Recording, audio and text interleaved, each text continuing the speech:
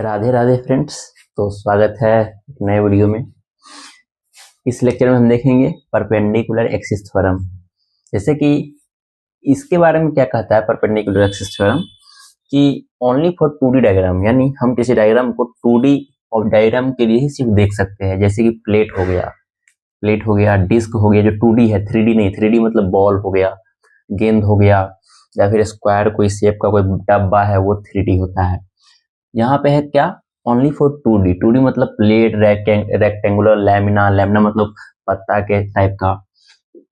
और IX and IY देखिए, यहाँ पे देखिए, आप डायग्राम समझिए। देखिए कोई नॉर्मल कोई डायग्राम बना लेते हैं, मतलब कि डिस्क टाइप का, कि हाँ मतलब उसके अंदर फुलफिल रहेगा मास। तो देखिए अगर हम ये एक्सिस को IX मान लेते हैं, X मान लेते हैं, Y मान लेते हैं, तो या इसके अबाउट अगर हम ये मतलब ओमेगा से इसको हम घुमाते हैं तो ये ऐसे ऐसे रोटेट करेगा, और इसको घुमाते हैं तो ये ऊपर ऐसे ऐसे रोटेट करेगा, और यहाँ से घुमाते तो ऐसे। तो इसका क्या होता है रिजल्ट की I नॉट, मतलब कि ये जो जेड एक्सिस के अबाउट जो हम इसको अगर हम रोटेट करेंगे तो इसका रिजल्ट आएगा I1 प्लस I2। जैसे कि आप इस डायग्राम में देखिए, हम इसमें I1 का वैल्यू दे चुके हैं 50 और I2 का वैल्यू दे चुके हैं 30। तो इसका सिंपल सा रिजल्ट निकल के आएगा 50 प्लस 30 इक्वल टू 80, क्योंकि यहाँ पे रिजल्ट में है I1 plus I2 equal to I3, मतलब I नॉट, यहाँ पे I3 उसको कह दिया गया है। तो कह रहा है IX and IY both are in plane of body. ये बॉडी का जो प्लेन है, ये प्लेन हो गया, इस बॉडी के प्लेन में ही IX और IY लाई कर रहा है। Both are in plane of the body, I perpendicular to Y, IX perpendicular to IY। Perpendicular देखिए, परपेंडिकुलर मतलब होता है 90 डिग्री पर, ये सब 90 डिग्री पे लाई कर रहा है। IZ मतलब कि जो जेड एक्सिस है, मतलब जो सीधा ऐसे है, ऐसे समझे। तो Z axis perpendicular to the plane, ये प्लेन हो गया, इसके परपेंडिकुलर यानी इसके 90 डिग्री पे है। passes through the point of intersection of IX and IY। ये पॉइंट ऑफ इंटरसेक्शन इसको बोलेंगे, जो IX and IY को जो इंटरसेक्ट कर रहा है, पॉइंट ऑफ इंटरसेक्शन होता है, ठीक है।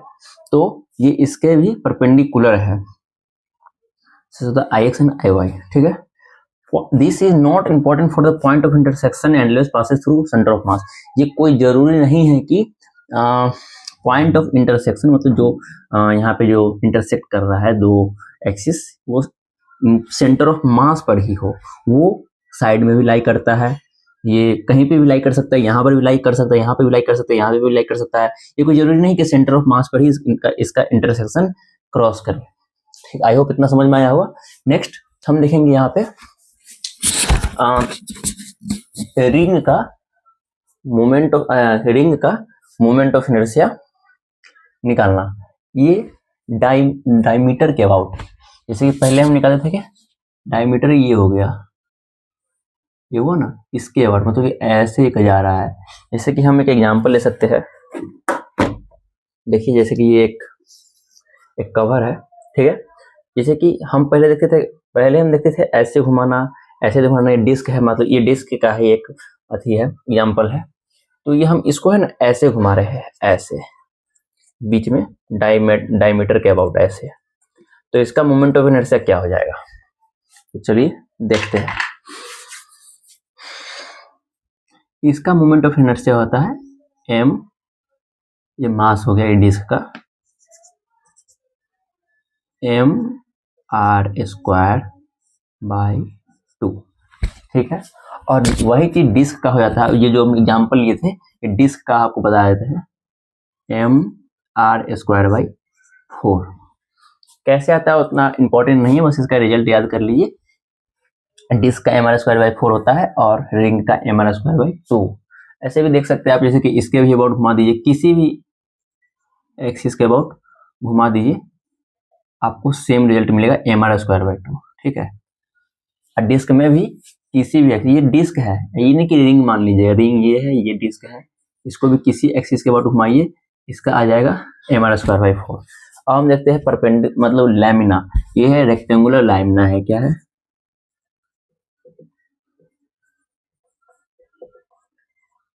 ठीक है। तो हम वो बताए हुए थे कि किसी भी बीच घिसते हैं तो ml²/12 आता है। इसका L दिया हुआ है और ये मान लीजिए ब्रेथ है, तो ml²/12 तो ये इसका यहाँ से ले रहा है, मतलब कि बीच से ये वाला, तो ये इसका लेंथ है ml²/12।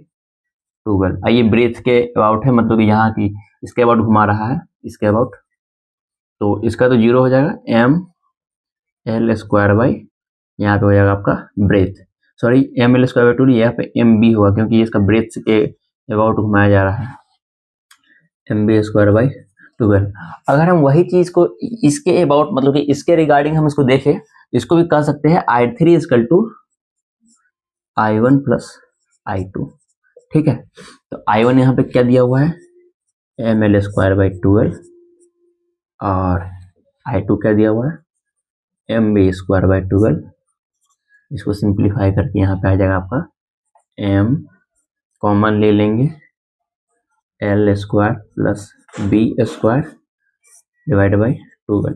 इसका रिजल्ट ये निकल के आता है, ये रेक्टेंगुलर लैमिना का। अब 3D सॉलिड स्फीयर का हम देखेंगे कैसे होगा। मान लीजिए ये x एक्सिस है, ये y, और ये अंदर में जो गया हुआ है भीतर, ये z एक्सिस है। सॉलिड स्फीयर है, स्फीयर मतलब गेंद समझ लीजिए या फिर फुटबॉल समझ लीजिए, ये सब समझ सकते हैं इसका एग्जांपल के तौर पे। तो ये पूरा एक ना 3D डायग्राम है। 3D डायग्राम के लिए हम देखेंगे, अगर हम x एक्सिस के अबाउट या फिर z एक्सिस या फिर y एक्सिस जो भी अबाउट खींचिएगा, तो इसका आता है आपका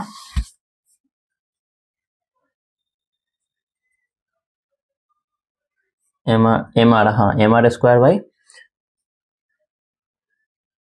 3/10 mr² आता है शायद, एक बार हम चेक कर लेते हैं। सॉरी 2/5 है, कोई बात नहीं, 2/5 mr²। ये सॉलिड स्फीयर के अबाउट अगर हम किसी भी एक्सिस, मतलब कि सॉलिड स्फीयर में तो समझ रहे हैं ना, फुटबॉल के किसी भी एक्सिस का अगर हम अबाउट हम घुमाते हैं तो उसका सेम ही रिजल्ट आएगा, क्योंकि चारों बगल से वो सेम होता है। इसके कोई भी जरूरी नहीं कि इसके इसे अबाउट घुमाएंगे तो mb² या ml² आएगा, या फिर जो भी हो, इसके कोई भी एक्सिस के अबाउट घुमाएंगे तो उसका एक ही मोमेंट ऑफ इनर्शिया निकल के आएगा, 2/5 mr²। आई होप इतना आपको समझ में आया होगा। तो नेक्स्ट हम देखेंगे, एक यहाँ पे सॉलिड सिलेंडर है, उसके ऊपर सॉलिड कोन रख दिया गया है। ठीक है, जैसे कि सॉलिड सिलेंडर है, उसके ऊपर सॉलिड कोन को रख दिया गया है। अब इस एक्सिस y एक्सिस मान लीजिए इसको, देखिए ये y एक्सिस माना जाता है। y एक्सिस के अबाउट अगर हम इसका मोमेंट ऑफ इनर्शिया निकले तो क्या होगा, इसका कुछ ना डेटा दे दिया गया है, जिसके इसका 2 kg दे चुका है, इसका मास 4 kg, रेडियस 2 मीटर। तो आपको हम बता चुके हैं कि सॉलिड कोन का मोमेंट ऑफ इनर्शिया होता है 3/10 mr²। इसका m1 मान लीजिए r² प्लस, और सॉलिड सिलेंडर का भी बता चुके हैं पिछले लेक्चर में, mr²/2 होता है। ठीक है, तो 3/10, m का वैल्यू 2 पुट कर दीजिए, r का वैल्यू भी 2 का स्क्वायर प्लस नीचे वाला का है 4 × 2² / 2। तो कैलकुलेट कीजिएगा तो यहाँ पे आपका आ जाएगा, यहाँ पे 2.2 हो जाएगा, 3/10 2.4 प्लस 8 आ जाएगा आपका 10.4। देख सकते हैं डेटा देने के बाद कैसे इसको पुट करके आंसर निकाला जाता है। 10.4 इसका आंसर आ गया। अब हम देंगे स्क्वायर प्लेट के जेड एक्सिस के अबाउट हम निकालेंगे मोमेंट ऑफ इनर्शिया। तो आपको अगर हम यहाँ पे मान लेते हैं L = B, लेंथ और ब्रेथ बराबर है, तो हम इसको लिख सकते हैं ml²/12 प्लस ml²/12। इसको कैलकुलेट करने के बाद आएगा ml²/6। तो हम अगर दोनों बराबर हो तो हम इसको कह सकते हैं ml²/6 इसका मोमेंट ऑफ इनर्शिया। और हम देखेंगे किसी भी स्क्वायर प्लेट के किसी भी एक्सिस के जो इसके सेंटर ऑफ मास से गुजर रहा है, हम इसको हिंदी में भी लिख चुके हैं, स्क्वायर प्लेट के सेंटर ऑफ मास से गुजरने वाली कोई भी एक्सिस जो स्क्वायर प्लेट के प्लेन में हो, उस सबके about moment of inertia ml²/12 होता है। ये डेटा है, मतलब डेटा नहीं, ये एक्सपेरिमेंटली प्रूव्ड है कि हाँ ऐसा ही होता है। कोई भी एक्सिस के अबाउट हम निकाले मोमेंट ऑफ इनर्शिया तो ml²/12 भी आएगा। ठीक है, आई होप इतना आपको समझ में आया होगा। Thank you.